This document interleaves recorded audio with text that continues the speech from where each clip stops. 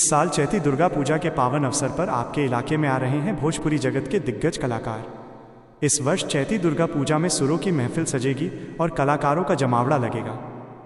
दिनांक 30 मार्च 2026। कलाकार दोनों लोहार का टक्कर, एक शेरा लोहार, दूसरा खुशी कक्कर।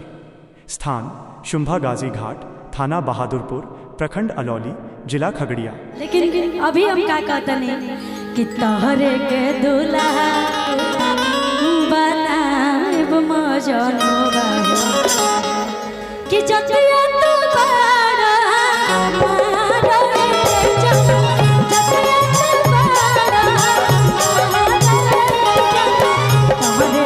दूल्हा बनाएब मजनुआ, तोहरे के दूल्हा बनाएब मजनुआ।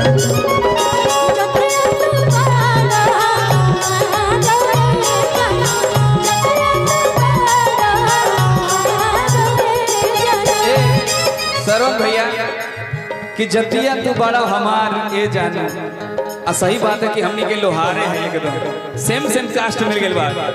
हम का कहब खुशी खातिर कि जैसन सोचले रहनी, जैसन सोचले रहनी वैसन घनिया मोर बारू, सावर न गोर बारू। जैसन सोचले रहनी वैसन घनिया मोर बारू, सावर न गोर बारू।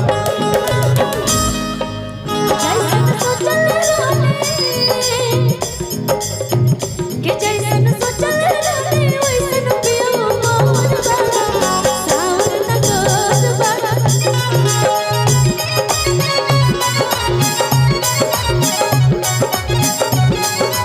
इस साल चैती दुर्गा पूजा के पावन अवसर पर आपके इलाके में आ रहे हैं भोजपुरी जगत के दिग्गज कलाकार।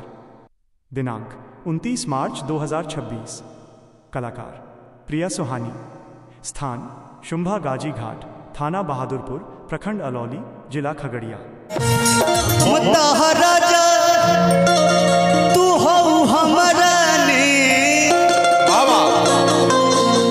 कान खोले सुना आई लव यू सुहाने। अरे के कान खोल के सुन ला एगो चुमा मांगता नी। एकदम हाँ एकदम कि कोई चाहता हम सब जानता सीताराम सीताराम। आज जग में बा फेमस नोरा मुंडा तहर कहानी।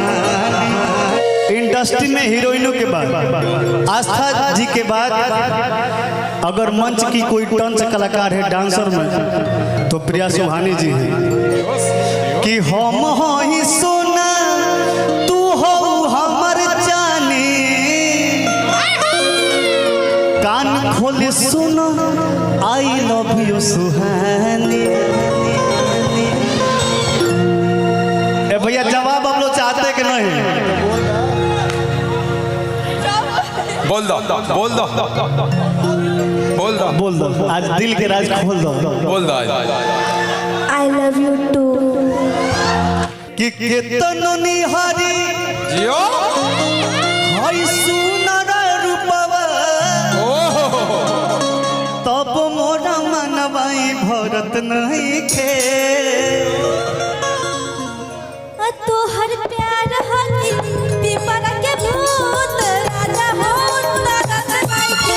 तोहर प्यार हकी पीपरा के भूत राजा हो तारा सगाई के। इस साल चैती दुर्गा पूजा के पावन अवसर पर आपके इलाके में आ रहे हैं भोजपुरी जगत के दिग्गज कलाकार। दिनांक 28 मार्च 2026। कलाकार शिवानी सिंह और धनंजय शर्मा। स्थान सलौना बखरी, जिला बेगूसराय। हे भगवान जी, हे भगवान, हे गुच्छा हे भगवान फाटो फाटो। तो सुनी सुनी भगवान जन बिहान होती। सुनी सुनी भगवान जन बिहान होती। तो आज राजा जी के गोरवे में जवान हो खेती। आज सजनी के कोदरे में बिहान होके थी आज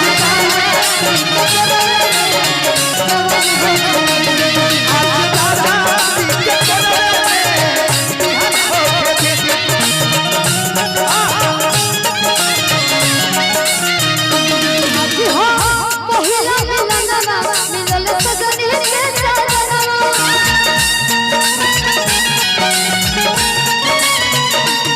भोज आया गुलाब नियन मिलल सजनवा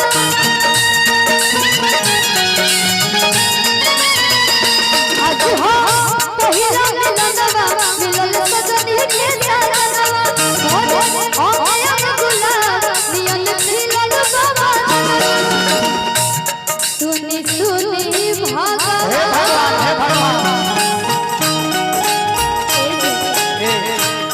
बियाह के बाद तो पति ने उनकर भगवान होले हर बिल्कुल जन करिया दे लोग कर बात अलग बात लेकिन पति भगवान होले पति परमेश्वर होता है सुनी सुनी भगवान जन ध्यान होते सुनी सुनी भगवान जन ध्यान होते आज राजा जी के कोदरे में बिहान होके थी आज इस साल चैती दुर्गा पूजा के पावन अवसर पर आपके इलाके में आ रहे हैं भोजपुरी जगत के दिग्गज कलाकार। दिनांक 31 मार्च 2026। कलाकार सकल बलमुआ और नेहा राज।